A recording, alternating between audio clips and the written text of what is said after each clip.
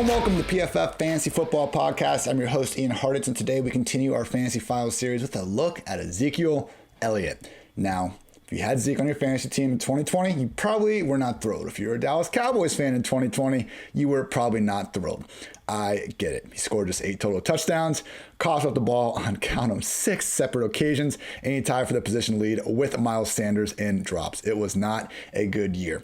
I get it. With that said, let's look at the bigger picture just a little bit. I mean, Zeke was the best running back in college football, leading Ohio State in the 2014 Natty.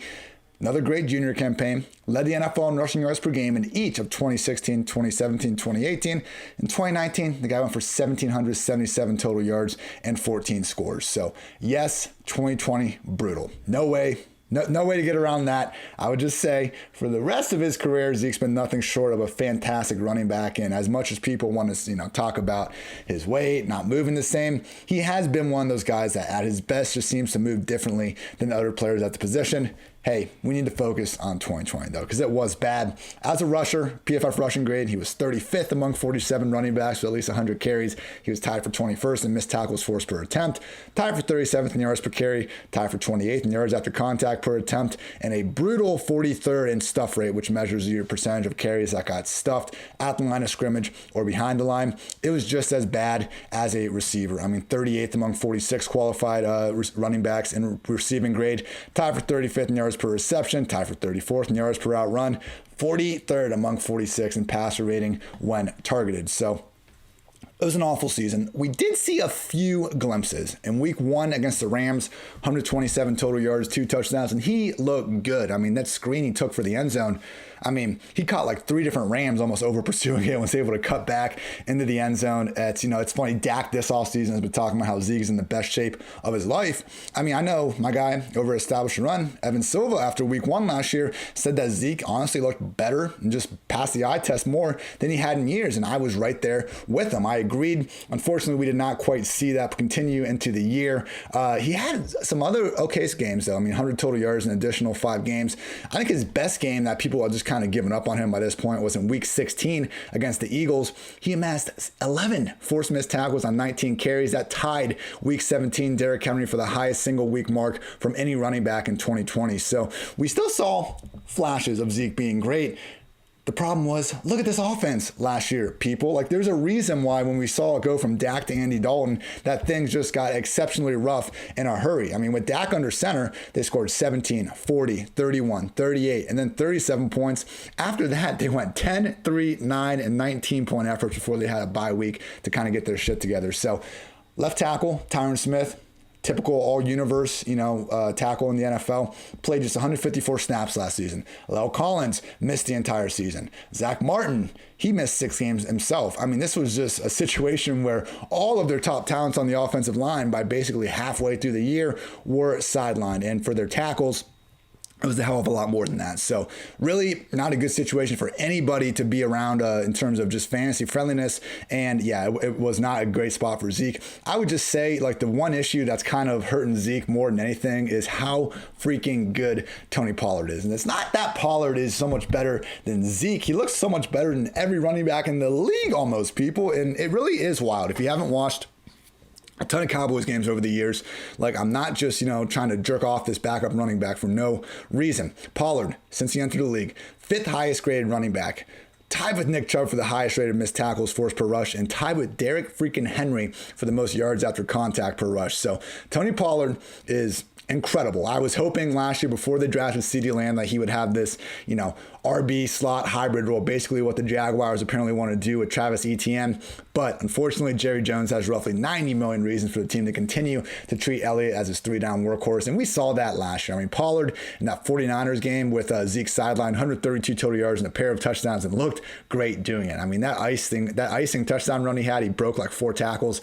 Again, Pollard's highlight clip is absolutely absurd, people. Check it out if you haven't already. The problem was next week, even with Zeke returning from injury, Zeke outtouched him 23-10. So Pollard has earned his way into, a handful of touches per week. The The problem is, again, those 90 million reasons for Jerry Jones and company to continue to feed Zeke everything he can handle. So this Cowboys offense, though, is where we need to look back to and just feel good about. Again, those point totals with Dak under center, 17, 40, 31, 38, and 37. And a lot of that had to do with their defense being awful and getting into these routine shootouts. Guess what, people? Their defense again looks awful because they have all their freaking money tied up in this offense. So I think, looking at just overall volume, it's hard to find, you only need one hand to count the amount of running backs that should go ahead of Zeke in terms of pure volume. I've mentioned this on several podcasts, but last year, running backs per rush attempt averaged 0.64 PPR points, and per target, they averaged 1.58. I took that formula, applied it to our projections, and the only running backs with a higher fantasy opportunity score going into 2021, Christian McCaffrey, Dalvin Cook, and Saquon Barkley. So Zeke really has an argument to be RB4. I have him just one spot below that. We'll get to that in just a second, but that does take us to our PFF Lilly stat, and that is that Zeke has been nothing short of an exceptional fantasy back since he got into the league. 2016, overall PPR RB2. 2017, he was the RB12 in just 10 games, RB3 in PPR points per game. 2018, he was the RB5. 2019, he was the RB3. Even in 2020, even as bad as the year went, even missing one game, he was still the RB9. And with Dak under center, he was the RB3. So in terms of just when Zeke has had his starting quarterback and been on the field, we have not seen him work as anything worse than the RB5 since he entered the league. And that takes me to my ranking, and it will be right there as a PPR RB5. I had Aaron Jones in this spot for a while, but there's enough concern with the Aaron Rodgers situation for me to drop him down a spot. So the only running backs I have ahead of Zeke at the moment, Christian McCaffrey, Dalvin Cook, Saquon Barkley, and Derrick Henry. And I'll tell you what, I have Blue Moon sitting down here right now, and if I get another 11 or 12 of these into me, I might be jumping him ahead of Derrick Henry before too long. It's just the potential for targets. Again, it hurts so badly in full PPR scoring, guys like Derrick Henry and Jonathan Taylor, when they just don't even have the opportunity to catch as many balls as someone, like Saquon or Zeke, who they aren't going to lead their freaking team in receiving. I get that, but Zeke's caught 52, 54, 77 passes over the past 3 seasons. I don't think Derrick Henry has 50 career receptions in the NFL. Okay, he has 76, but he's never even caught 20 passes in a single season. So Zeke, no. Is he a top 5 running back? Is he the top 5 real life running back that the Cowboys are more than paying him to be? He is not, and that sucks. It's not a good contract. They should get out of it after the end of 2022 when they have the out to do so. That doesn't mean he can't continue to be anyone's idea of an elite fantasy RB, because Zeke, once again, as he has had his entire career, has one of the most fantasy-friendly workloads in the entire sport. So with that said, Tony Pollard is someone where I think the hype's a little higher on him than it should be. Right now, he's going ahead of guys like Gus Edwards, A.J. Dillon, Darrell Henderson, Latavius Murray. Those guys are going to have likely double-digit combined carries and targets throughout the season. I get it. If Zeke goes down, Pollard will instantly be a top 10, if not top 5, probably honestly top 5. We'll squeeze him in there, running back in Fantasyland for that game. The problem is, though, Zeke has missed the one game last year. He got suspended in 2017. Other than that, the guy doesn't get injured. I mean, he is a freaking hammer out there, and you got to give him some credit. Availability is the best ability. Common saying, and Zeke has more of that than just about anyone. So Tony Pollard, if you can get him at a reasonable spot, that's fine. I just would be careful about taking them ahead of these running backs that can at least give you, maybe some flex level production while their starters continue to play. And they have all, Gus, Dillon, Henderson, Murray, they all have similar, maybe not top 5 ceilings like Pollard in the best case scenario, but still solid enough, top 12, top 15 ceilings. So hope you enjoyed this edition of the PFF Fantasy Podcast. If you did, please check out the rest of our podcast network. You can recap the NFL draft with Mike Renner and Austin Gale's 2-for-1 Drafts podcast, or your all 2021 betting content you need with the PFF forecast. And also please check out PFF's 2021 Best Ball Draft Kids. Tiered rankings, the projections, the targetable stacks, the season's favorable matchups, the only resource you'd ever need to wreak havoc across best ball formats all summer long. Take what you learned there and head on over to Underdog Fantasy. Go to UnderdogFantasy.com and deposit $10 using promo code PFF and get a free PFF Edge annual subscription. That's promo code PFF. Draft now at Underdog Fantasy.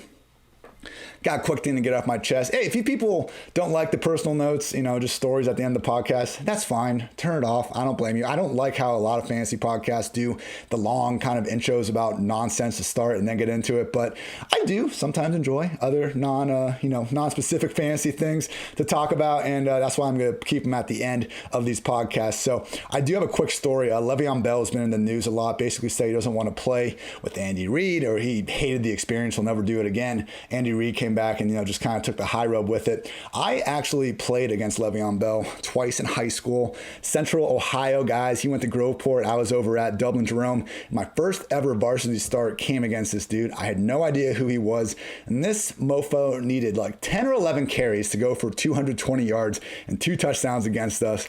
Just absurd highlights. They were running this weird they were almost lining up in like the wishbone, like he was like the fullback. He wasn't even being treated as a legit running back yet. I don't know what their coaches were doing. And he was just getting these like fullback traps and just proceeding to either run over everybody because he was already like 6'2", 230 as a freaking, high school junior, or God forbid he get to the outside and then just embarrass whatever, 5'6", 130-pound white cornerback that my school happened to be trotting out there. So we get smacked by Le'Veon my sophomore year, and then junior year comes around. We know who he is at this point. Feeling pretty good going to that game. They're undefeated. We go to Groveport, and guys, we held Le'Veon Bell to a mere 330 rushing yards, 3 touchdowns. God, it was just brutal. I mean, the amount of times this dude, I had to chase him, just running away from our entire defense, got awfully annoying after a while. So Le'Veon Bell, obviously he's kind of hit a down stretch, but I will say this, man, one of the best players to ever come out of Central Ohio. And before, you're too quick to just slander the guy, just remember with some of those Steelers teams, how special he was as both a rusher and receiver. And it's wild, like even back when he was 16, 17, he had that same exact, patient running style that you can't watch one game of his without hearing a commentator or two talk about. I guess I just did as well. So I've become, the commentators I hate and strive not to be. So that's that. Le'Veon, hope you find a team. Hope you turn the career around. Either way, Central Ohio legend. So good luck to Le'Veon, and good luck to all of you listeners out there. Hope you guys have a fantastic weekend, rest of the offseason. We'll be back with more Daily Fantasy Files here on Monday and beyond. So thank you as always for tuning in to PFF Fantasy Football Podcast. And until next time, take care, everybody.